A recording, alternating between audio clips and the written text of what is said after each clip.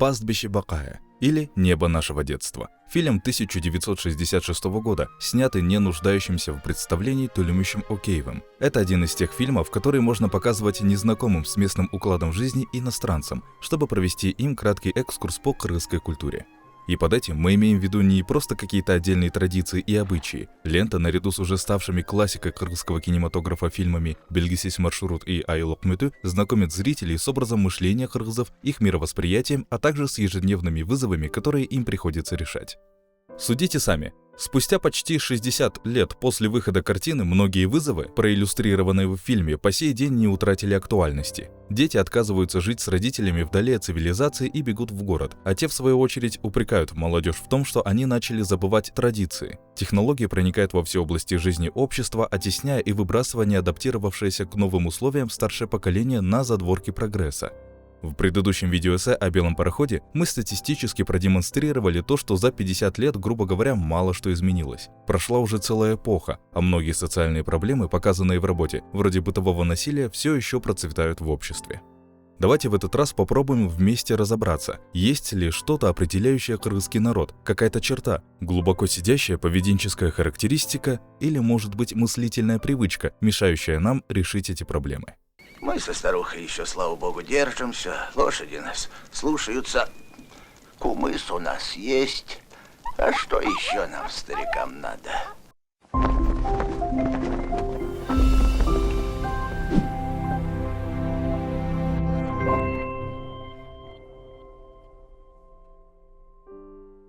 Для многих, кто когда-либо в жизни слышал термин «кыргызское чудо» в кинематографе, этот феномен неразрывно связан с творчеством Чыңгыза Түркуловича Айтматова. Безусловно, россыпь отличных экранизаций его произведений вроде «Белого парохода», «Материнского поля» и «Красного яблока» формируют основной костяк тогдашнего кыргызского кинематографа. Но свое заслуженное место в этом ряду занимают и экранизации работ других авторов. К примеру, кыргызско-казахский «Выстрел на перевале Караш» по мотивам повести Мухтара Ауэзова, ну и, конечно же, «Пастбище Бакая», снятая на основе одноименного романа Кадыркула Умиркулова. Сюжет картины настолько прост, даже в каком-то смысле банален, что искушенный зритель, привыкший к современным хитросплетениям сценария, может подумать, что перед ним какая-то переоцененная тривиальщина. Но будем честны, для Океева литературная основа сюжета никогда не представляла доминирующего значения, и он всегда относился к категории режиссеров, чувственно воспринимавших мир через пластические образы. Поэтому и неудивительно, что ему было легче развернуть глубокое размышление и передать необходимые образы именно на основе простейшей сюжетной конструкции. Сюжет ленты рассказывает нам о школьнике по имени Калык и его родителях-табунщиках. Мальчик учится в городской школе и приезжает к родителям на летние каникулы. Его родители, Бакай и Урум, всю жизнь занимались скотоводством, а их дети, 2 девочки и 3 мальчика, давно проживают в городе. По сути, весь сюжет и основной конфликт строится вокруг того, что отец хочет оставить сына школьника рядом, чтобы было кому сохранить семейное дело, да и помощь уже пожилым родителям не помешает. Я все-таки решил Калыка оставить здесь, пусть хоть один будет с нами. А школа как же? Потом выучится. Калык же не хочет прожить всю свою жизнь вдали от города, он намерен продолжить учебу и устроиться на работу. Помимо этого, в тихую мирную жизнь всех кочевников вторгается прогресс, взрываются пастбища и строятся дороги, из-за чего Бакаю не оставляют выбора, и ему приходится переехать на другое место и навсегда проститься с родными местами, старым кладбищем, знакомыми горами и природой. Он считал все это вечным, как и то, что его ремесло издревле передавалось от отцов детям, а теперь все будет иначе. Ситуация с нежеланием сына оставаться на пастбище выходит из-под контроля, и во время одной из разборок Бакай избивает жену камчой, а вступившийся за нее сын поднимает на отца руку. Я сказал, не поедешь, значит не поедешь. Ему уже в школу. Я сам знаю, что надо, что не надо. Он и мне сын. Замолчи! Не бей меня! Хватит, старик! Перестань, убьешь, старик! Ой, боже! Отец, перестань!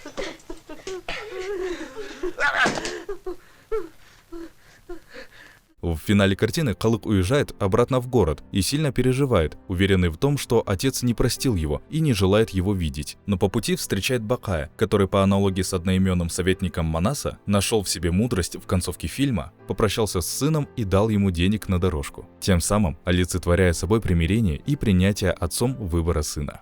Вот, купишь книги.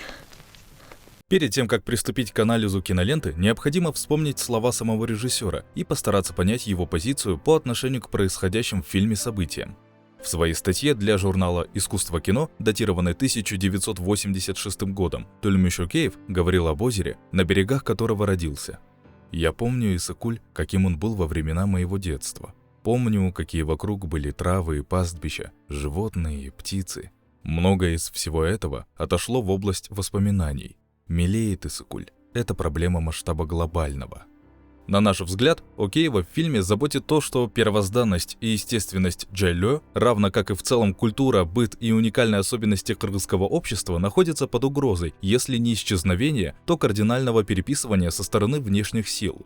Приход прогресса извне происходит не естественным путем, гармонично беря лучшее из современных ценностей и в то же время сохраняя национальную самобытность, а через насаждение нового, вне зависимости от того, нравится это коренным обитателям или нет. Через пастбище прокладывается асфальтированная дорога без обсуждения этого с местными жителями. Мы видим сцену, в которой Бакай пытается понять, в какую сторону ему следует откочевать. Ему советуют двигаться в одном направлении, но по пути табунчик оказывается прямо в эпицентре взрывов. То есть не проведена достаточная работа по согласованию проекта с населением. Двигайтесь к западу, там вас не побеспокоят. Назад! Туда нельзя! Эй вы, куда вас несет? Там сейчас взрывать будут! Поворачивайте!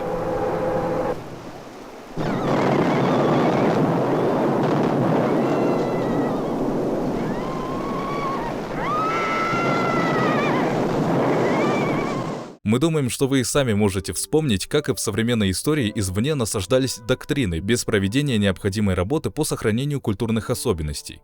В качестве примера мы можем привести систему самоорганизации общества Ашар, взращенную национальным самосознанием в ранние годы становления независимого Кыргызстана, ставшую двигателем активизма и смелых гражданских инициатив, но в нулевые утратившую былую мощь, по мнению многих, из-за внешнего влияния. Да даже если обратиться к цифрам из исследования «Традиционные ценности народа Кыргызстана и гражданская идентичность» 2022 года, мы видим, что 42% населения считает, что контекст страны требует сочетания традиционных и современных ценностей, предполагая, что это должен быть какой-то гармоничный симбиоз, но точно не грубое насаждение, которое мы наблюдаем в фильме.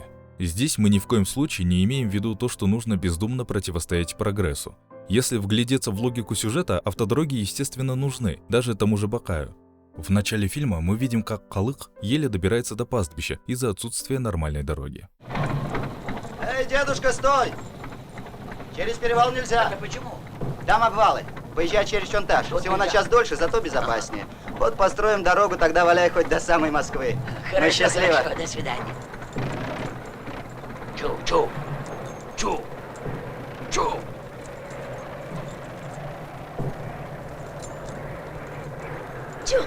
С огромной вероятностью, в том числе и по этой причине, другие дети Бакая и Урум редко навещают своих родителей, а они обижаются на них и отдаляются.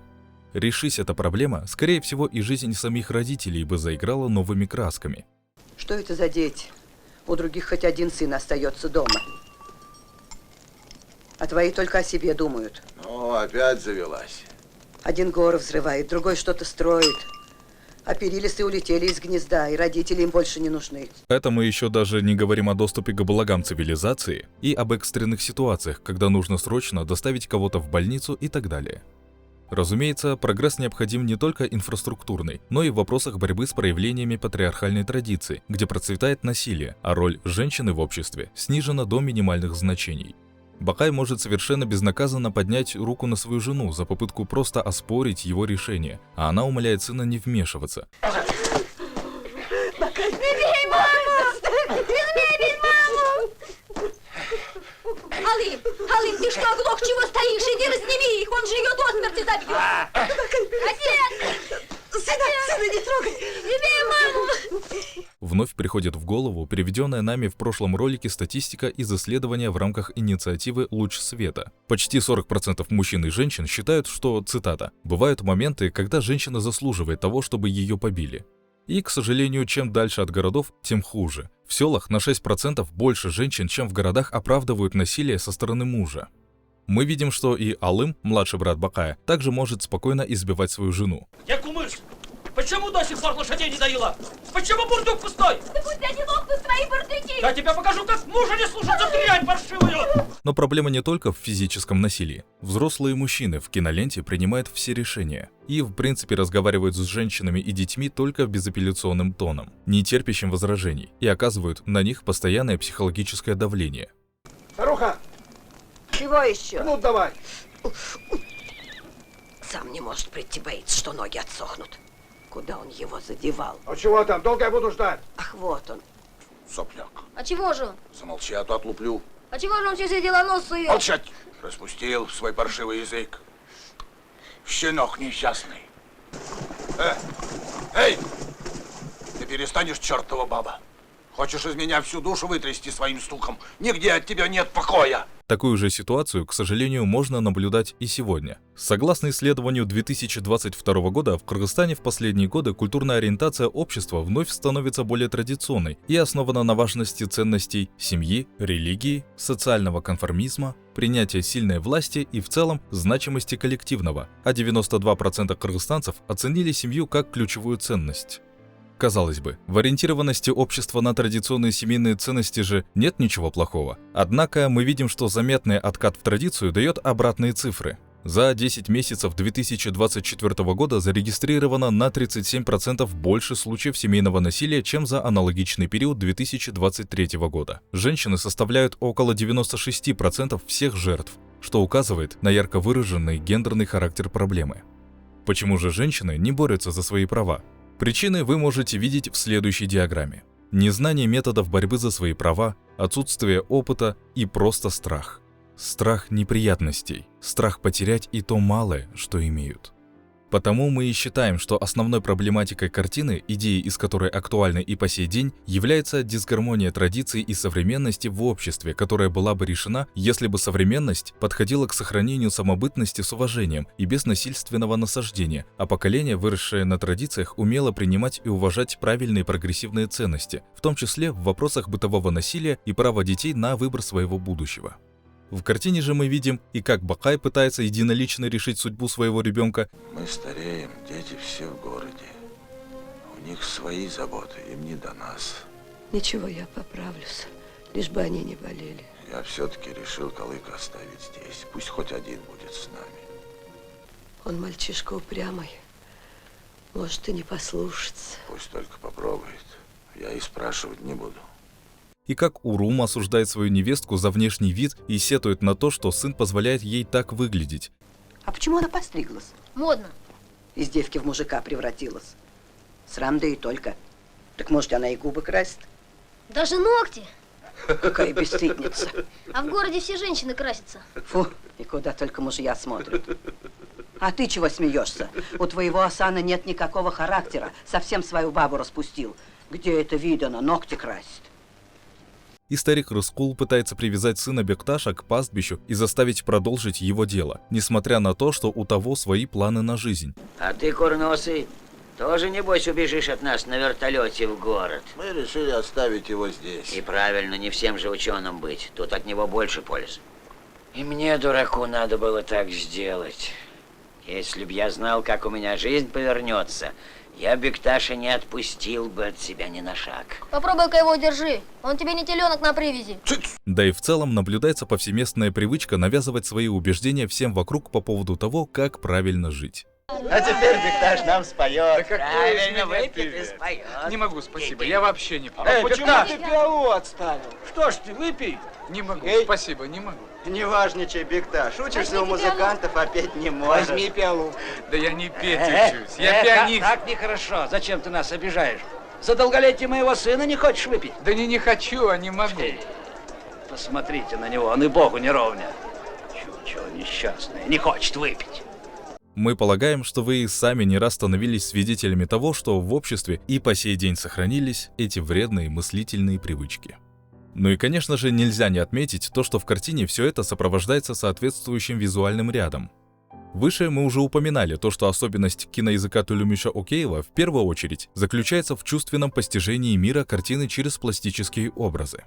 В этом ему помогал бессменный коллега-оператор Кадыржан Кадыралиев, работавший с ним над многими его фильмами и чей вклад в появление феномена «Крымского чуда» сложно переоценить. Многие его современники, например, профессор Гальперин, отмечали способность Кадыралиева не только осмыслять драматическую задачу фильма, понимать развитие и становление характера персонажей, но и работать со светом, запечатляя величественные горы, просторные поля и гулкий топот скакунов так, что идеи картины доходили до зрителя и через визуальный язык. Давайте приведем несколько примеров, а именно 4 выделяющихся примера визуального символизма, заложенных в «Пастбище Бакая» и дополняющих основные мысли авторов. Помимо знакомства зрителей с величественной местной природой, бытом и укладом жизни кыргызов через показ жизни на пастбище, приготовление кымыза в изделии из кожи, называемом саба, выпаса лошадей, тушутое, традиция разрезания пут и так далее, авторы добавляют сцену с вырывающимся на свободу жеребенком, олицетворяющим собой центральный конфликт картины – Халыка, который не желает оставаться на пастбище и хочет вырваться в большой мир. Он мальчишка упрямый. Может и не послушаться. Пусть только попробует. Я и спрашивать не буду.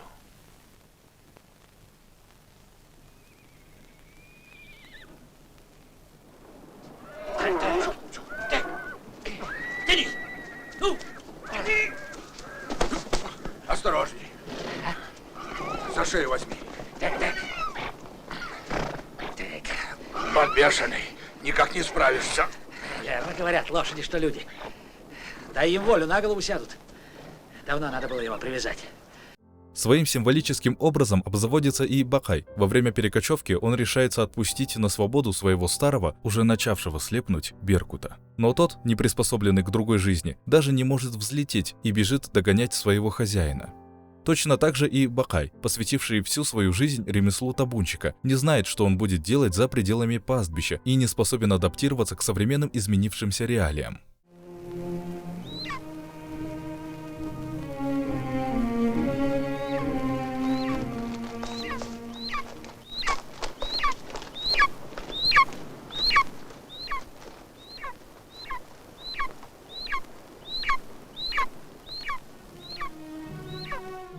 Боль Бакая мы можем прочувствовать и в сцене взрыва. Рыба, выброшенная на берег, олицетворяет собой процесс насильственного насаждения новых условий. Цивилизация приходит, нанося невосполнимый вред первозданной природе.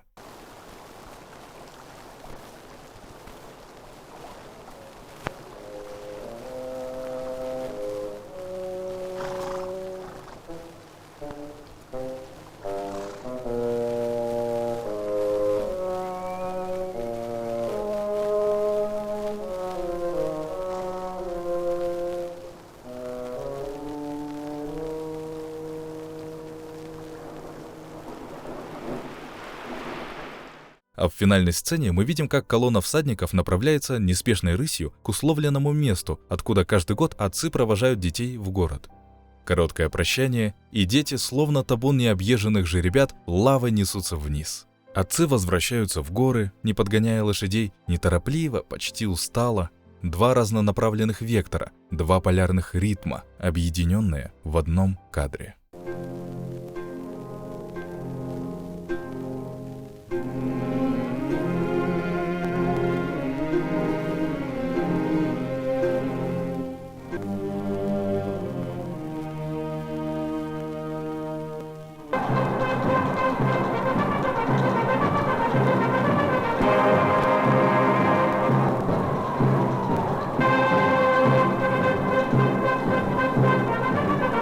К сожалению, подводя итоги, мы не можем наверняка сказать, существует ли что-то, какая-то национальная характеристика, из-за которой за 59 лет с момента выхода киноленты не достигнут необходимый баланс между традицией и современностью, и в обществе все еще актуальны озвученные в фильме социальные проблемы.